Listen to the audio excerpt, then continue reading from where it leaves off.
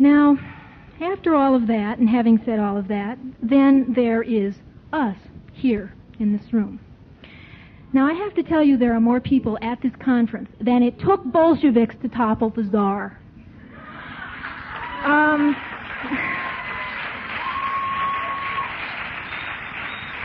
Damn, pretty concerning that one of the leading feminists draws inspiration from the Bolshevik Revolution, which resulted in a civil war leading to the first Marxist dictatorship. Why not draw inspiration from the American Revolution? Oh, that's right, because feminism is a collectivist movement that cares nothing about reason or individual rights. Now, what is the difference between the movement that we had and the movement that we have, if it can be called a movement? I think that the difference is liberalism. Specifically, by this I mean, where feminism was collective, liberalism is individualistic, and we have been reduced to that.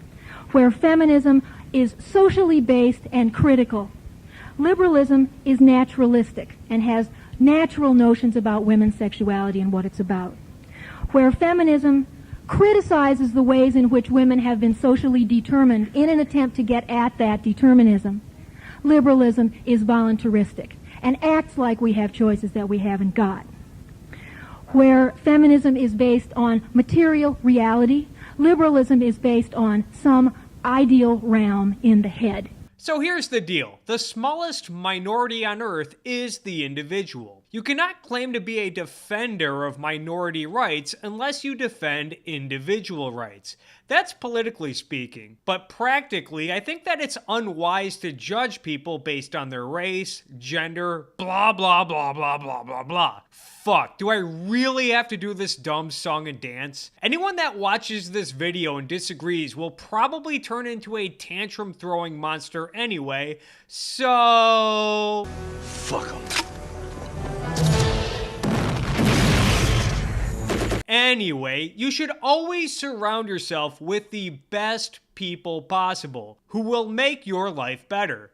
Doing otherwise based on race or gender is only a disservice to your own life. Forget the fact that it's ignorant and bigoted, which makes you a total asshole, but you're robbing yourself of a better life. Consider that you're being rushed to the emergency room for surgery because you just got shot in the stomach. You get there and you find out that the surgeon is a woman. Any rational person would not just be like, whoa, whoa, whoa, what's this broad doing here cutting me open? She should be at home making her husband a delicious dinner. This is man's work. So it would absolutely be ridiculous to apply this same logic to any other aspect in life. This is based on the idea that you should assess people on an individual basis. Feminism, according to Peter Schwartz's essay Gender Tribalism, sees women as helpless, vulnerable people who are incapable of achievement or success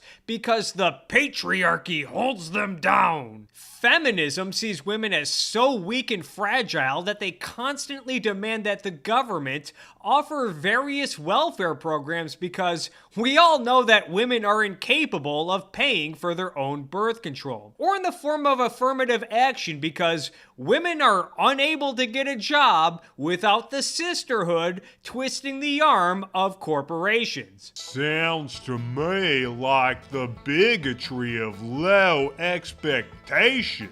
According to feminism, without the sisterhood, these male-dominated businesses would take every resume from a female applicant and drop it right into the shredder. And many like to pay lip service to feminism, saying that it was essential during a period where women were being harassed at work, where women were not being hired for certain jobs, where women were demanded to assume gender roles, when women needed the right to vote, and when women were being treated as somewhat second-class citizens. This is a point that Christina Hoff Sommers makes in her book, Freedom Feminism. On the other hand, this lip service to feminism is a lesser of two evils fallacy. and that authoritarian movements often defend their actions by pointing to the fact that they defeated another authoritarian establishment. Just like with the French Revolution and King Louis XVI, the Russian Revolution and Tsar Nicholas II, and the Islamic Revolution in Iran, many authoritarian forces have justified their heinous actions by asking, remember what it was like before we came around? According to Ann C. Scales, the late feminist law professor from the University of New Mexico, feminist analysis begins with the concept that objective reality is a myth. Now that's fucked up. Which makes sense given that the modern feminist agenda is ultimately to evade and alter reality. Let's consider case number 1, James Damore. As Peter Schwartz says in Gender Tribalism, quote, thus feminists denounce the exclusionary means by which society evaluates doctors, lawyers, and soldiers. Why, they ask, should women be judged by objective standards? And if one answers, because reality and reason mandate it, their reply is, why should women be bound by reality and reason? Why can't a woman be allowed to construct a more malleable world? A world she feels more hospitable to her wishes. Why shouldn't she be judged, for example, by her compassion for the ill rather than her ability to perform surgery?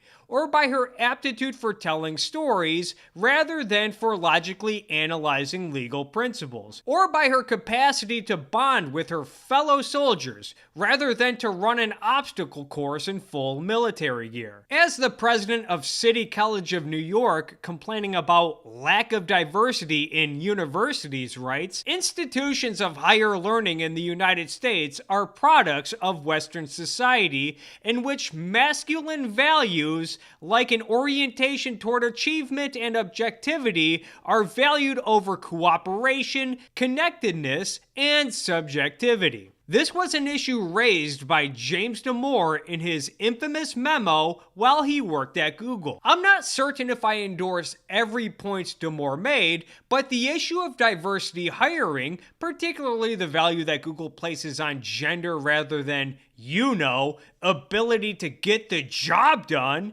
is something that everyone should take issue with. If you honestly believe that 1, women are capable of taking care of themselves and achieving greatness, and 2, corporations are greedy, profit-seeking institutions that will try to make as much money as possible and likewise will hire the best, most talented people possible, then affirmative action is not required. Damore is absolutely right in that Google should focus on hiring the best and most talented workers possible rather than placing a premium on gender, or race for that matter. Why? Because having the best employees will likely result in higher profits and stronger growth for Google, a company that's in a very competitive industry against tech giants like Apple, Amazon, Facebook, and Microsoft. So much so that Google often resorts to offering its services free of charge. For Google to place a high premium on gender while punishing reasonable employees is not only bigoted, but it's stifling Google's potential and ability to compete. It's a complete disservice to Google's shareholders as well as their employees. It's one thing for Google to disagree with Damore, but to punish him via termination of his employment?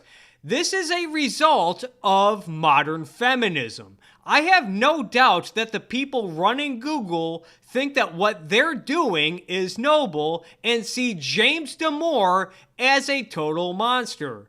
After all, he's just a male, an agent of the patriarchy. We can't have him and his logical arguments getting in our way. Now let's look at case number 2, Aziz Ansari. To quote Peter Schwartz, quote, sex, according to feminists, is sheer oppression.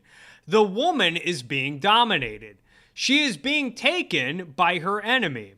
sex is the quintessential victimization of woman. The woman who lacks the capacity even to assert her own will in the face of male verbal coercion. Feminist theorist Andrea Dworkin, who depicts sex as a wartime invasion and occupation, presents this view unabashedly. Quote, physically, the woman in intercourse is a space inhabited, a literal territory occupied literally. Occupied even if there has been no resistance, no force, even if the occupied person said yes please, yes hurry, yes more. Unquote. The fact that women may judge sex to be good makes the act all the worse, she says. These occupied women are more based in their collaboration than other collaborators have ever been, experiencing pleasure in their own inferiority, calling intercourse freedom.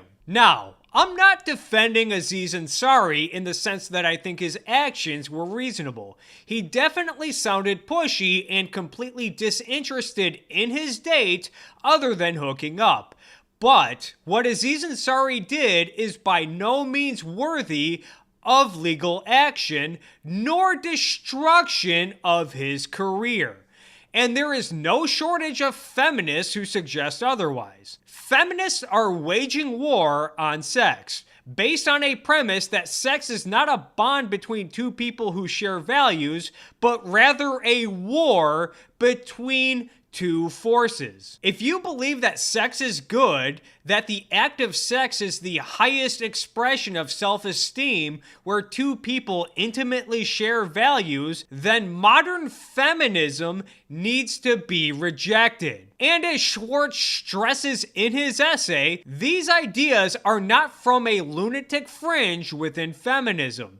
These are women teaching at respected universities and are given no shortage of platforms where their ideas are not only welcome, but often applauded.